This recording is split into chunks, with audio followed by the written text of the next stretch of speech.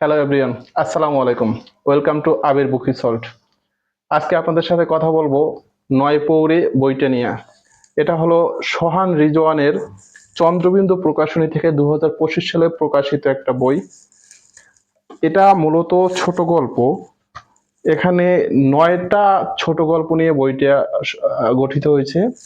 আর মজার বিষয় হলো প্রত্যেকটা গল্পেরই একটা করে ডেমো পিক দিয়ে কাভার পেজটা করা হয়েছে, যেটা দেখতে খুব সুন্দর এবং পড়লেও খুব ভালো লাগবে। আজকে আপনাদের সাথে আমি কথা বলবো প্রথম গল্প ডেড সোলস নিয়ে। ডেড সোলস এর মূল ঘটনা হলো আমরা বর্তমান সমসাময়িক সময়ে যে সোশ্যাল মিডিয়া ব্যবহার করি, এখানে আমরা যদি মারা যাই, সেটা হোক ছেলে বা মেয়ে, তখন এই আইডি গুলো অ্যাকাউন্ট গুলোর কি হয়। তো দুইটা বন্ধু নিয়ে এই গল্পটা, নিয়াজ ও মোর্শেদকে নিয়ে গল্পটা শুরু। এখানে নিয়াজের একটা বড় বোন থাকে যে কিনা ক্যান্সারে মারা যায়। সে বিবাহিত ছিল কিন্তু ডিভোর্স হয়ে যায়। তারপরে উনি একটা অনলাইন প্ল্যাটফর্মে পেজের মাধ্যমে কিছু জামা কাপড় বা ফ্যাশনেবল পোশাক বিক্রি করে।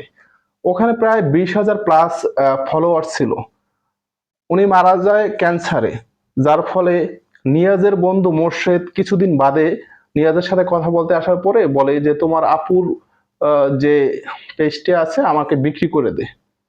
পরে নিয়াজ বলতে আছে পেজ বিক্রি করে আর কি হবে, যেহেতু আপু মারাই গেছে। তাহলে বলতে আছে মোর্শেদ বলতে আছে আচ্ছা ঠিক আছে, তাহলে পেজটা আমাকে ভাড়া দাও 6 মাসের জন্য, ওখান থেকে তুমি কিছু প্রফিট পাবা। আর আমি শুনেছি তুমি তোমার বোন যখন মারা যায় ক্যান্সারে, তখন তোমার কিছু ঋণ করতে হয়েছে, ওই টাকাটা তুমি নাহলে এভাবেই কভার করবা।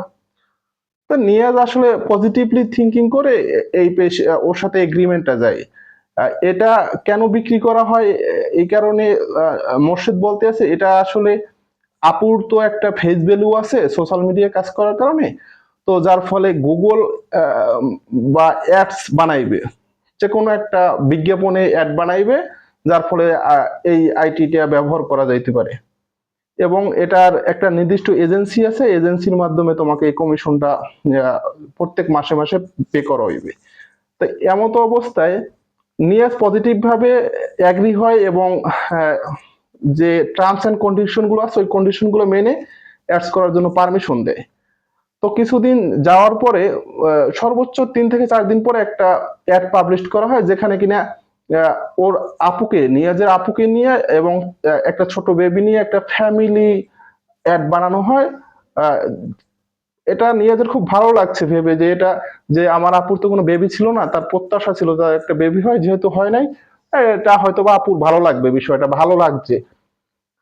এর কিছুদিন পরে নিয়াজ দেখতে পায় যে ওর আপু সুন্দর ছিল এবং খুব স্মার্ট ছিল। গুগল অ্যাডসেন্স এর মাধ্যমে যে অ্যাড গুলো আসে, ওই অ্যাড গুলোর ভিতরে দেখে ওর আপুর আইডি ব্যবহার করে আহ, একটা জন্ম নিয়ন্ত্রণ পদ্ধতির বা কলপ কন্ডোমের অ্যাড করা হয়। এটা দেখে তো নিজেদের খুব খারাপ লাগে, যেহেতু ওর আপু মারা গেছে এতদিন বাদে এরকম একটা কুরুচিপূর্ণ অ্যাড বানানো হয়েছে। এতে খুব খারাপ লাগে এবং মোর্শেদের সাথে এটা নিয়ে তর্ক বিতর্ক হয়। মোর্শেদ বলতেছে দেখো তুমি টার্মস এন্ড কন্ডিশন মেনেই কিন্তু এই পারমিশনটা দিয়েছো, যেহেতু তুমি দিয়ে ফেলাইছো তুমি এজেন্সির সাথে পারবা না। এদের অনেক বড় একটা কাজ মহল কাজ করে, তুমি এর সাথে পারবে না, তুমি সেটেলমেন্টে যাও। এরপরে ওরে কিডন্যাপও করা হয় এবং বিভিন্ন সময়ে হ্যারাসমেন্টের শিকার হয়। অতঃপর ল ফার্মে গিয়া যে কেস করবে সেই সুযোগটাও দেওয়া হয় না।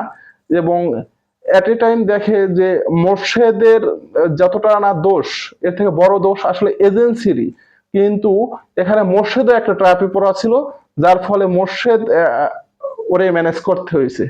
সো আমরা বর্তমান সময়ে যে সোশ্যাল মিডিয়া ব্যবহার করি, যে অনেক ছবি বা ভিডিও দিয়ে থাকি, এটা হরহামেশাই হয়, কিন্তু আমাদের সবসময় খেয়াল রাখতে হবে আমরা যখন কোনো সফটওয়্যার অ্যাপ্লিকেশন বা যে কোনো প্ল্যাটফর্মে কাজ করব, সেখানে টার্মস এন্ড কন্ডিশন গুলো যেন আমরা 100% ভালোভাবে চেক করে কাজ করি। দ্যাটস ওয়াই আমাদের লাইফটা খুবই ইজি এবং স্বাভাবিকভাবে কোনো ঝামেলা মুক্ত ভাবে আমরা চলতে পারবো। সো ভালো থাকবেন, আজকের গল্প এই পর্যন্তই। থ্যাংক ইউ, আল্লাহ হাফেজ।